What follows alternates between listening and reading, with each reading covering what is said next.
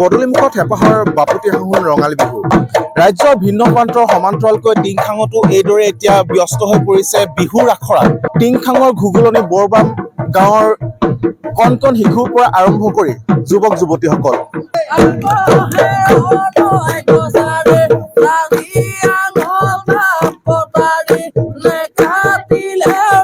আৰু এইদৰে এতিয়া ব্যস্ত হৈ পৰিছে যুৱক যুৱতীসকল। এই দৃশ্য হৈছে লগ বিহুৰ, যি সোণোৱাল কছাৰীসকলৰ এক কৃষ্টি সংস্কৃতিৰ এক উৎসৱ। এই উৎসৱ হৈছে লগ বিহু, আৰু এই লগ বিহুৰ কিছু দৃশ্য মই প্ৰথমতে আপোনালোকক দেখাই লৈছো।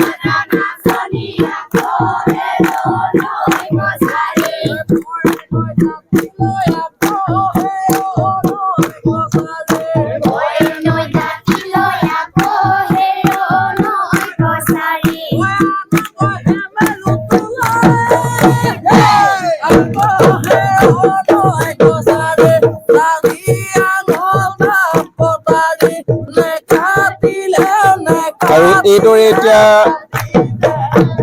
ব্যস্ত হৈ পৰিছে যুৱক যুৱতীসকল। তেওঁলোকৰ সোণোৱাল কছাৰীসকলৰ যি লগ বিহু আছে, লগ বিহু এতিয়া এনেদৰে তেওঁলোকে প্ৰস্তুতি চলাই আছে।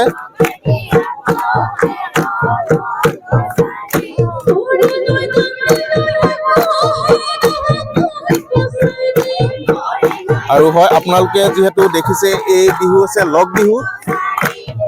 বহাগ যিমানেই চমু চামিছে আৰু সিমানেই যেন ব্যস্ততাৰ অন্ত নাইকিয়া হৈছে যুৱক যুৱতীসকলৰ মাজত। আৰু মই এই অঞ্চলৰ এজন ব্যক্তি আছে, মই তেওঁৰ পৰা কিছু কথা জানিব বিচাৰিম যে সোণোৱাল কছাৰীসকলৰ অন্যতম যি লগ বিহু, এই লগ বিহু আচলতে কি হয়, কেনেধৰণৰ হয়।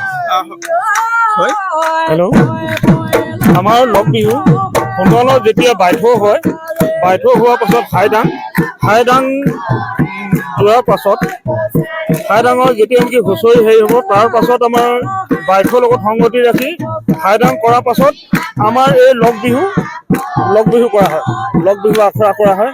তাৰপাছত আমাৰ এই লগ বিহুত 18 যোৰা থাকে, 18 মানে যোৰা থাকে আৰু 36 থাকে তাই ইয়াত ল'ৰা ছোৱালী। আমাৰ এই সোণোৱালৰ এই বাইথৌৰ সংগতি ৰাখিয়ে মানে এই আমাৰ লগ বিহু কৰা হয়।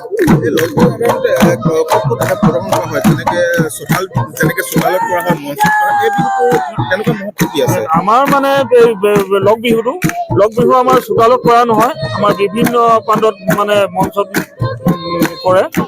কোনোবা ধৰি লওক মাতিব, সেই মঞ্চতে আমাৰ এই সোণোৱালৰ এই আমাৰ লগ বিহুটো কৰা হয়। আৰু হয়, এইদৰে এতিয়া তেওঁলোক ব্যস্ত হৈ পৰিছে লগ বিহু। আৰু এনেদৰে এতিয়া যেন ব্যস্ততা অন্ত নাইকিয়া হৈছে এই অঞ্চলৰ।